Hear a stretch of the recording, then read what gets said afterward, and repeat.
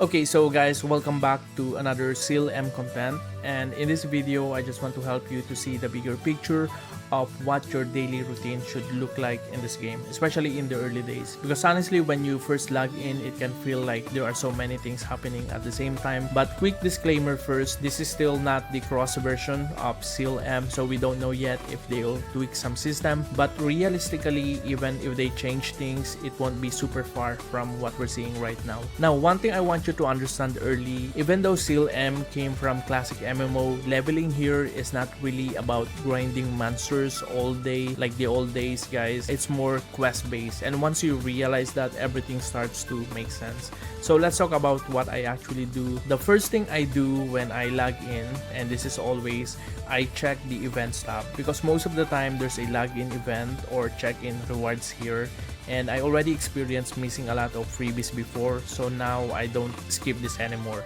For me, this is like punching in your time card when you enter your work.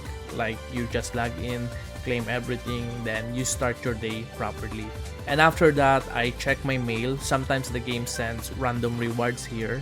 So basically, first routine is like claiming everything that is free, and that's it. Then after that, I move to the main story quest, and here's where things get important.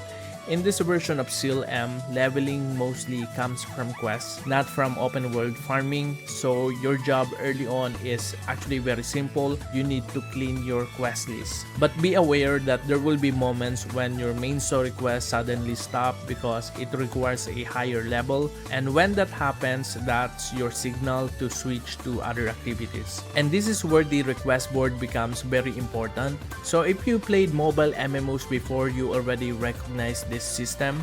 So in your request board, there are different mission grades like double S, single S, A, B, and C. And obviously you want the double S or at least the single S if possible, because you will get better rewards.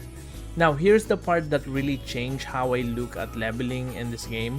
So for example, SS mission can give you this amount of XP, but if you look at open world monsters, you're getting around this amount of XP per kill. So just think about that for a second. One SS quest is like killing almost a lot of monsters, right? And killing this amount of monsters obviously takes time. So here you will see and understand why questing is actually the smarter path early game. Now about the request board system, it actually uses request point that regenerate over time.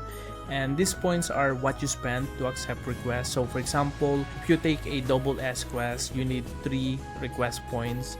And if it's a single S, you need only 2. And for A, B, or C missions, you only need 1 point. So the important thing to understand here is that these request points regenerate automatically over time, which means the simple rule for efficiency is you don't want to let your request points just sit here at full. You want them constantly regenerating, because if they're full, you're basically wasting potential time where they could have been recharging already. So always try to spend them, let them refill, and repeat. That's how we can maximize this system. Now once I finish my request board and my request points hit 0, I usually go back to my main quest, because most likely I will now meet the level requirements to continue. So that's basically the early game leveling loop, like main quest and then request board. Now aside from that, if you open your game menu, there's this mission tab where you will see that you have your daily and weekly tasks here. So this simple system here is just to make sure you're not forgetting anything important. And actually by doing this daily task, you will naturally get familiar with all the systems of the game. Like for example, one of the tasks here is clearing dungeons 3 times, and this actually brings us to another important daily routine. So for the dungeons, just like the usual MMO, it reset daily. So here you want to make sure that you will use all your attempts before the daily reset. And here there are solo dungeons and party dungeons, and some dungeon gives in-game currency and some give crafting materials. And what I noticed here with what I saw in other content creators, especially on newer servers, dungeon rewards are heavily connected to your crafting progression. So skipping dungeons is basically slowing your character progression. Then after that, guys, we also have the field bosses. This one is actually fun, especially if you're playing with friends or with guildmates. So basically, we can consider this as part of your social activity in the game. Now, let's talk about something that is very common now to modern MMOs. So here we also have Gacha. Yes, there's Gacha in this game. But the good thing is we got one free summon daily for pets, for costumes, and for Ooparts.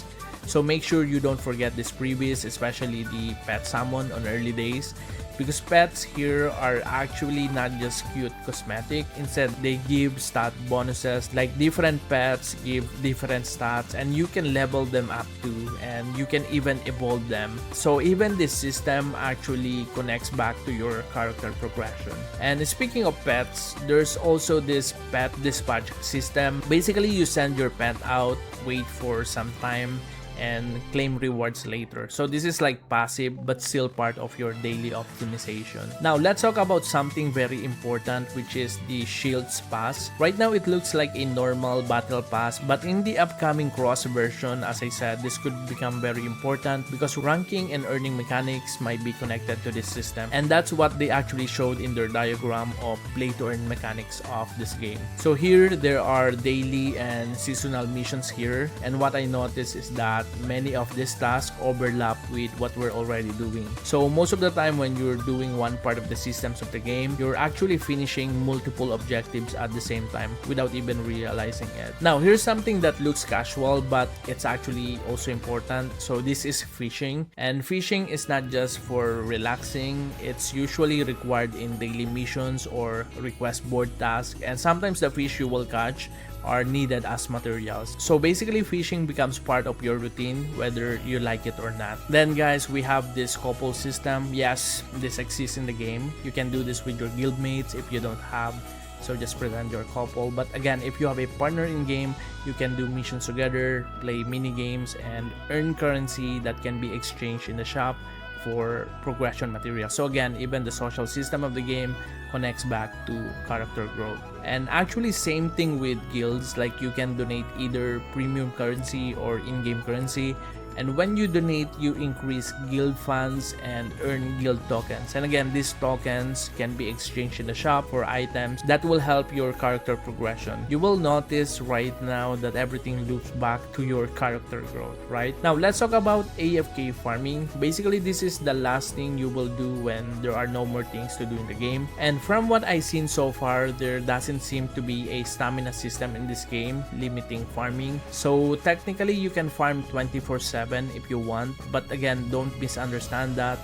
That doesn't mean that you can just do AFK 24/7 without doing anything like quests, just like the classic seal back in 2000. Because here in mobile version, the open world XP is not really that high. The big XP comes from quests and requests. So AFK farming is, I think, more about farming materials, finishing your codex, things like that, rather than leveling alone. So I think one question that will pop up in your mind is where you should AFK. So for now, there are two simple ways that I was thinking.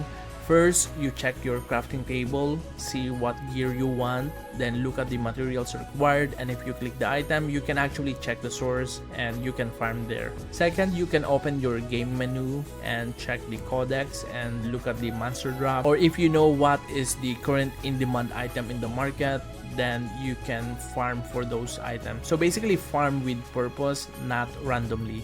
Well, right now, to be honest with you guys, I don't know yet what's the best item to hunt on early days, but probably we'll be farming materials that we'll be using for upgrading our skills so that we can improve our DPS early on and move on to our questing faster. So I think in the future, what I will do is I will check the monsters that are good to farm, especially on early days, and I'll create a separate content for that. So stay tuned with that, guys. Now, of course, there are skill systems I haven't unlocked yet because my level is actually still low level. So this video is just giving you the bigger picture of early game routines. But as you can see, this is not just a simple MMO. There are a lot of systems here, like we still have combo system, we have this garter system, and we haven't discussed yet the progression loop of the game. That's why I think this game really has potential, especially when the cross version launch. Anyway guys, for now, that's our basic early day routine. This is also my first time diving deep into SEAL-M. So basically, we're learning this game from zero together, and we'll figure this out together step by step. And if you want to stay updated on our journey of learning this game before they release this as a play to earn game, feel free to subscribe in our channel so that you will be always updated. Alright, so guys, again, thank you very much for watching, and as always, happy gaming.